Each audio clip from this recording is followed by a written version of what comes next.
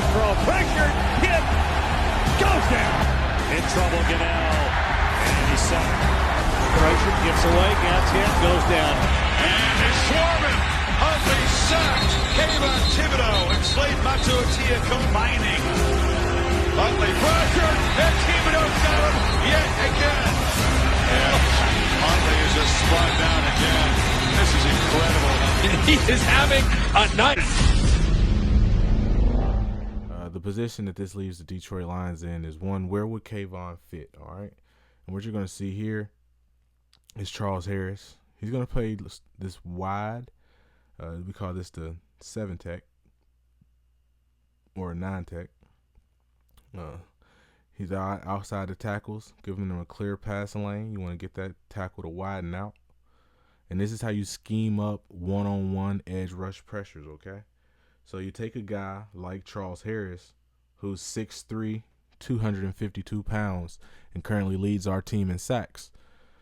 And this is what he can do when he's out there on that edge. You see they push everybody down. There's a big wide gap in between here. They're just trying to create that single one-on-one for this guy right here. Just imagine if this is Kayvon Thibodeaux, the #1 overall draft pick. He comes down, they get him singled out with a tight end. He ends up hitting the tight end with that spin move and getting over to Justin Fields for the sack and the strip fumble, okay? So it's a big play right here. And he was able to make something happen. Sorry about that pause. I wasn't sure what I did. Now you can see it better from another angle. Kick him down wide, okay? So now you're going to get that one-on-one you want. It just happened. It's in the Lions' favor, though, because it happens to come with a tight end now. And they're going to spin out of that, and he's on to the quarterback. This is a guy who has his career high in pressures this year with 14. So he has 14 pressures this year. That's his career high. Before he only had 12, and we're only through a couple games. So you just imagine replacing a Charles Harris is a draft bust. He hasn't had a sack in 3 games. He had 4 sacks in the first 5 games, then he hasn't had another sack in the last 3 games. But this is just a position where we will put Kayvon Thibodeaux. And as you can see here, he's going to attack here. Give him a good rip. Hang in there. He's going to get this sack on Aaron Rodgers as well. So what I'm saying is, does he fit on this team? We'll put him right here. This is what we got right currently, 6'3", 252 pounds, and is still able to get inside and get some sacks, cause some pressures. And this is with his limited skill set. This is a guy right here who, for most of his career, I think his career high in pressures again was 12. Career high in pressures in a season was 12. This year he already has 14. And then you get Austin Bryant. That's going to come out here now. Excuse me. So he had 14 was his career high. And then you get Austin Bryant, who's 6'5", 260. As you can see, we're going to use him the exact same way. There is a spot for Kayvon on this roster, even though I don't think he's the best scheme fit. But you can scheme up one-on-one pressures. Here you got the same alignment from the Detroit Lions, except you're going to replace Charles Harris with Austin Bryant. And these guys are able to get out here, attack the edge. Austin Bryant going to give him a good little shimmy, setting up this speed rush to the outside, dips, uses his hands to get him off of him, stays with the play, and able to get Lamar Jackson down for the sack. And this is a guy, a 5th-round pick, who struggles to get on the field. So that's a nice move to get that outside rush. He is not as good as player as Kayvon Thibodeaux. Charles Harris is not as good as player as Kayvon Thibodeaux. And there's definitely room for him, as you can see. As you can see, we got Romeo on this side. This is where Romeo would presumably stay if we were to draft Kayvon. And then you just get Kayvon out here singling him up with one-on-ones. If you want to keep somebody over here in double, that creates a one-on-one for Romeo, who even gets decent pressure on this and forces this up. So this is a good job by both guys here. But this is the type of consistent pressure that I think we can be able to get with that guy. And here's more Charles Harris here, going to get another sack coming off the edge here at that same position against Minnesota, okay? Get him here. Get him a chance to get a one-on-one. He attacks that outside shoulder and is able to get all the way back and through to the quarterback. And so I hear people say Kayvon Thibodeaux, he looks too small, da-da-da-da. and I don't agree with that. A lot of people point straight to his injuries. We'll talk about that more before we start this next section here. But again, I just want you to see Trey Flowers is the guy that's going to have to get replaced if Romeo comes back healthy.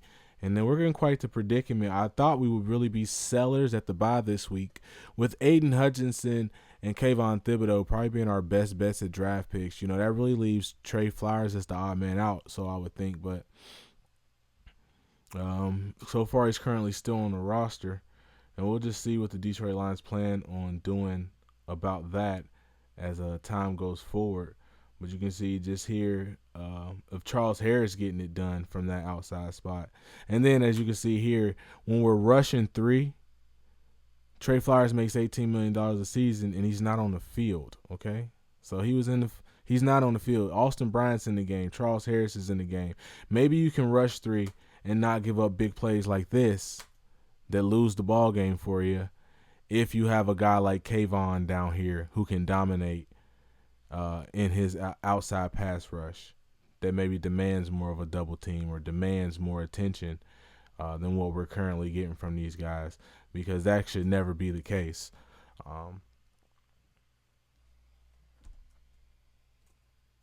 In the first overall pick, and it looks like Kayvon is going to be the best prospect at that number 1 overall pick position. I wanted to take time and show y'all a little bit of how exactly he would fit into our defense and what he's doing now at Oregon, okay?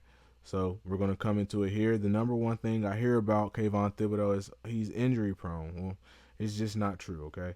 Kayvon Thibodeaux, this kid has he played in 13 games his freshman season, where he put up 14 tackles for loss and 9 sacks.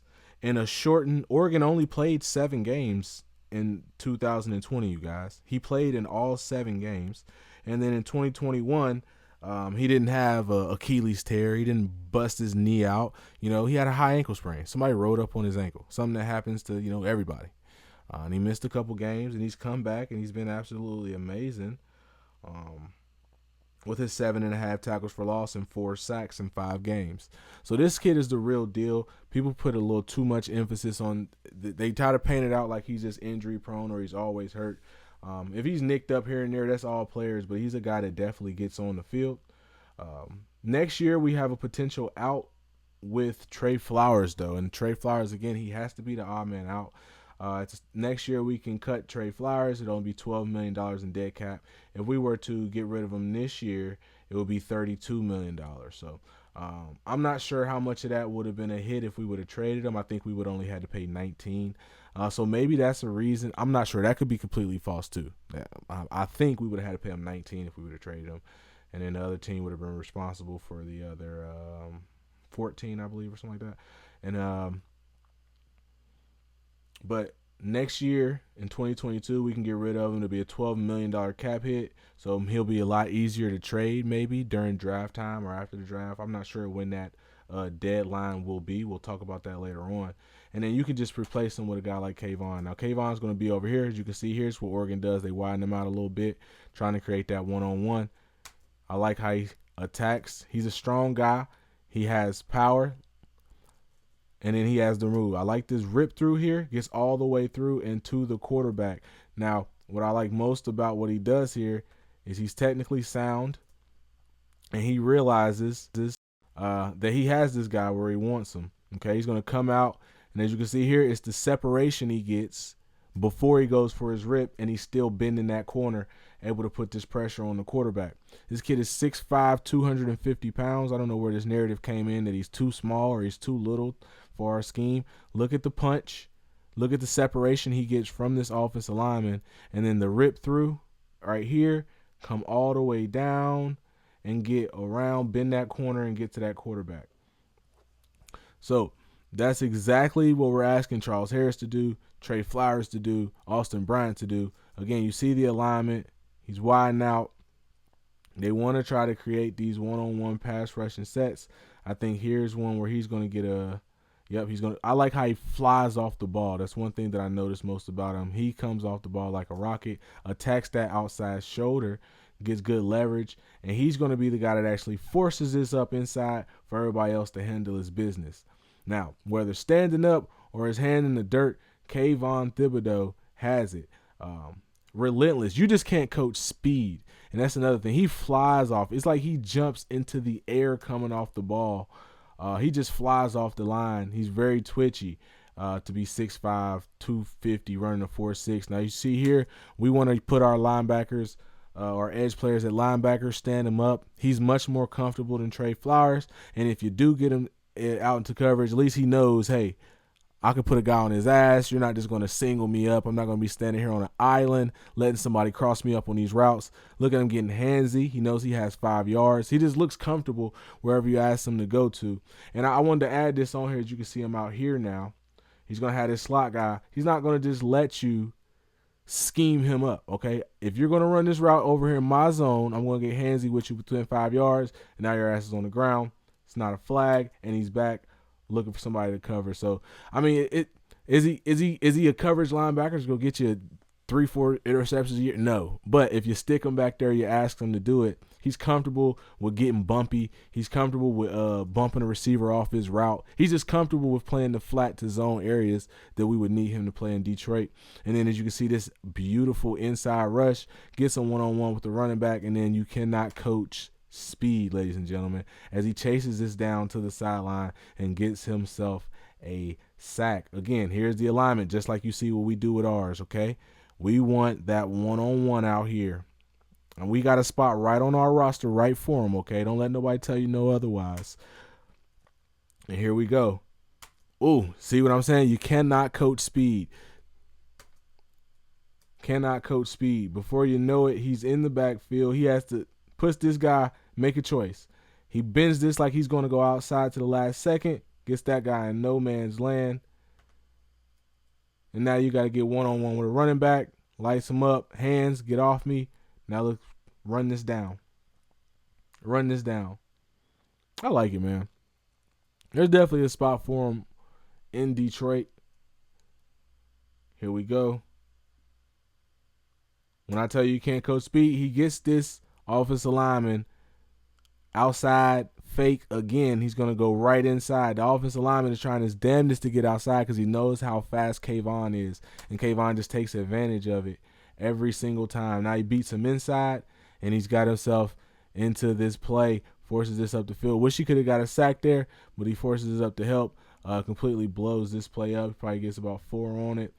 Again, just beats him inside. A little bit of a grab there. Not much of a hole. A little bit of a grab, though. And this quarterback is really athletic to get away from this guy. Again, go stand him up. Oh, no. Go get that wide alignment out here. That 7 to 9 technique. Again, I'm going to push this like I'm going outside. Beat his ass inside. Attack that inside shoulder with his hands. Completely affects this throw. He gets in this passing lane. He completely affects this throw. Disrupts this play. And this is just speed to power. Speed to power. Whoop ass all the way into the backfield. Force this thing into the dirt. Another quarterback pressure. I mean, when you get to looking at what Kayvon Thibodeaux could bring to this defense, how he could help out Jeff Okudah and some of these young cornerbacks. You got young, talented cornerbacks. If he's going to be the pick number 1 overall, I definitely understand it. I'm here to dispel some of the rumors that you got about this guy's injury report and all these. Again, what a move. Fake him outside and just to destroy this man on this inside rip. And he's just twitchy. Boom. Fake outside, inside. I'm on the quarterback.